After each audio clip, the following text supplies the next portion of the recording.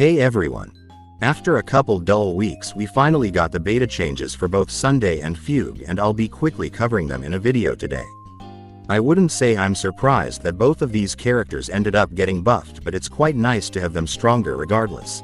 As you can probably tell by the title, I'll be covering Fugue first, so in this video I hope to break them all down and explain to you every single change made and exactly how much these changes matter and affect her place in the meta. But before we get started on that,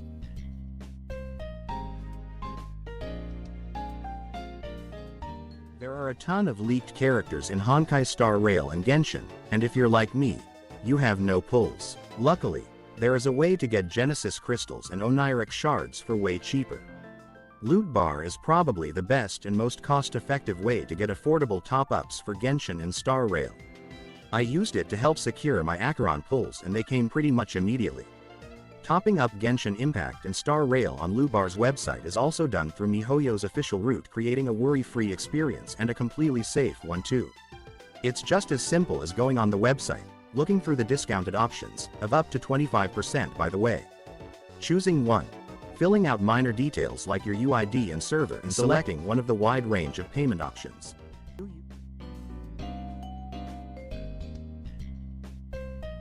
Firstly, her base stats were untouched in this update, but her ultimate cost was heavily buffed, going all the way down to 130 cost from 150, which is a pretty drastic buff to her ultimate rotation.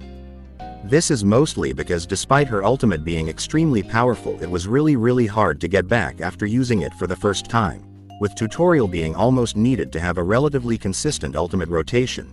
Despite not fixing this issue completely, this buff does help quite a lot and can sometimes cut her ultimate rotation down by a full turn with some external energy.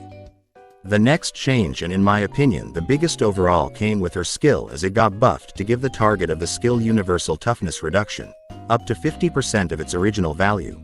This essentially allows everyone to be a damage dealer as long as they are in a team with Fugue, but this specifically buffs Rappa the most, as it allows Lingshaw and Gallagher to properly work with her, as you can just skill her and Rappa and her will both be able to break against imaginary weak enemies.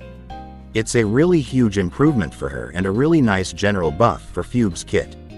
Another crazy part to this is that now allies with this effect ignore weakness locked enemies, so goodbye to all the break haters who said that one weakness immune enemy would ruin everything.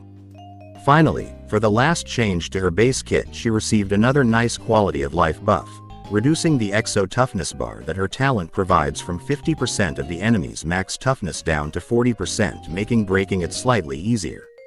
Moving on to her traces, they adjusted her trace 3, making it so the initial value of the break effect she gives goes down slightly, but if you have 250 break effect on her, the value is slightly higher. This trace isn't really that big for damage regardless, so chasing the 250 break effect target isn't that big of a deal.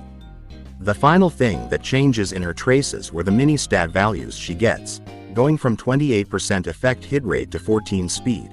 This is obviously insanely good and is probably the second biggest buff she received.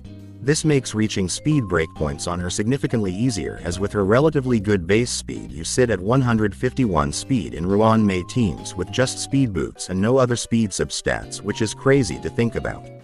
Moving on to her Eidolons, she had some slight changes, as her E2 was slightly nerfed, going from 5 energy to 3 energy, which isn't that big of a deal due to the ultimate cost buffs, and secondly her E4 was buffed for break teams, going from 15% damage taken to making allies deal 20% break damage, which is a nice buff.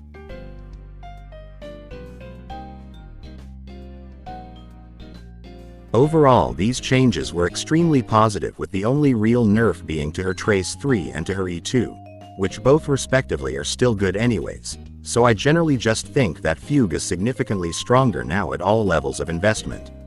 Keep in mind that we still have 2 weeks of changes left, so not everything in this video will be accurate till the end, but I'll keep sure to update you guys if anything changes.